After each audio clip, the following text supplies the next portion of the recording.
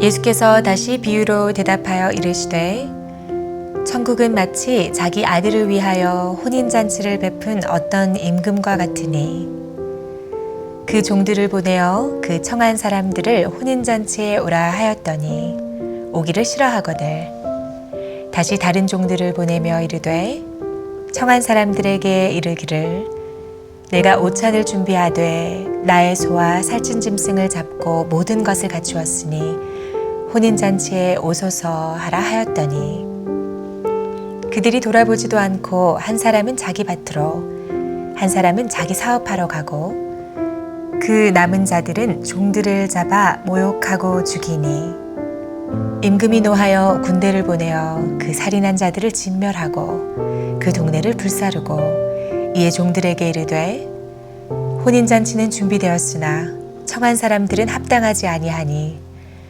낼거리 길에 가서 사람을 만나는 대로 혼인잔치에 청하여 오라 한대 종들이 길에 나가 악한 자나 선한 자나 만나는 대로 모두 데려오니 혼인잔치에 손님들이 가득한지라 임금이 손님들을 보러 들어올세 거기서 예복을 입지 않은 한 사람을 보고 이르되 친구여 어찌하여 예복을 입지 않고 여기 들어왔느냐 하니 그가 아무 말도 못하거늘 임금이 사환들에게 말하되 그 손발을 묶어 바깥 어두운 데에 내던지라 거기서 슬피 울며 이를 갈게 되리라 하니라 청함을 받은 자는 많되 택함을 입은 자는 적으니라.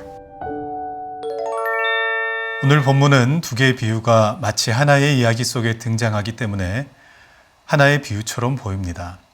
그러나 두 개의 이야기로 구분지어 묵상한다면 이 본문의 의미를 충분히 이해하게 될 것입니다.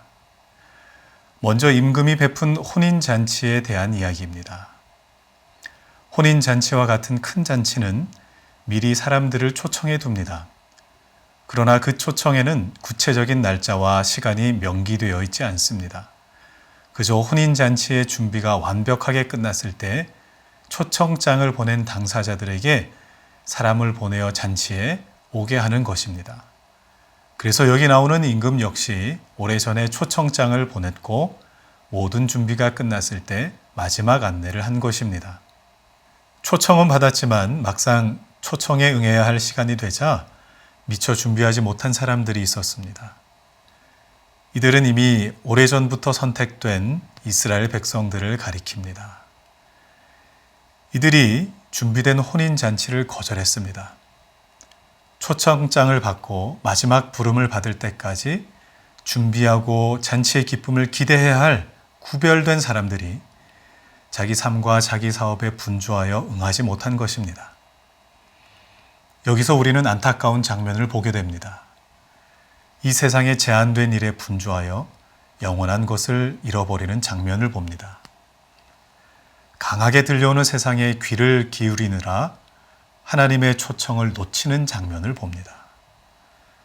우리가 주어진 삶을 열심히 살아야겠지만 그 삶에 눌려 분주하면 생명의 삶을 잃어버리게 되는 것을 발견하게 됩니다. 더군다나 이 초청에 응하지 않는다면 형벌이 있다는 것도 봅니다. 혼인잔치의 청함을 받고도 준비가 되지 못하여 거절했다는 사실은 임금에 대한 모독이요, 반역이 되는 것이죠. 그래서 임금이 군대를 보내어 그들을 진멸한 것입니다. 그러나 예수님의 말씀은 그 형벌이 어떤 것인가 하는 것보다 우리가 놓쳐버린 것이 얼마나 안타까운 일인지를 드러내고 계신 것이죠. 하나님은 우리를 부르십니다. 그의 나라로 초청하십니다. 우리는 준비하고 기대하고 있습니까? 한 번의 예배를 위해 정성껏 준비하십시오. 받을 은혜를 기대하십시오. 눈앞에 분주한 삶보다 하나님 나라의 생명의 삶을 선택하는 하나님의 사람이 되시기를 축복합니다. 당시 잔치를 베푸는 사람은 그 잔치에 합당한 예복도 함께 준비하여 보냅니다. 그러면 그 옷을 조심스럽게 보관하였다가 청함이 있으면 그 예복과 함께 잔치 자리로 가게 됩니다.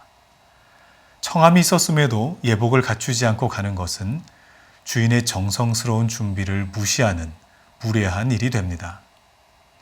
그렇다면 하나님께서 준비하신 그 예복은 무엇일까요? 우리가 하나님의 초청에 입고 갈 그 예복은 무엇입니까? 로마서 13장 14절에는 이렇게 기록합니다. 오직 주 예수 그리스도로 옷 입고 정욕을 위하여 육신의 일을 도모하지 말라. 하나님이 준비하신 예복은 바로 예수 그리스도입니다. 예수 그리스도로 옷 입은 사람은 예수의 삶을 살게 됩니다. 내가 깨끗하고 비싼 옷을 입었다고 생각해 보십시오. 내가 자리에 앉을 때에도 뭐가 있는지 한번 살피고 앉지 않겠습니까? 음식을 먹을 때도 옷에 음식이 묻을까 조심하지 않겠습니까? 예수로 옷 입은 사람은 아무렇게나 살 수 없습니다. 하나님은 참 좋은 분이십니다. 그의 기쁨 가운데로 초청하실 때 예수의 옷을 준비시켜 주십니다. 그 옷을 입고 가정으로 가십시오. 그 옷을 입고 학교와 직장으로 가십시오.